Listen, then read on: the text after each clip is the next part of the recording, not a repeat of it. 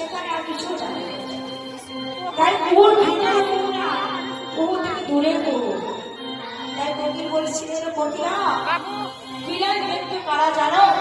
এই বিলাই দেখা কি সবার ভাগ্যে হয়? বললে বিলাই বিলাস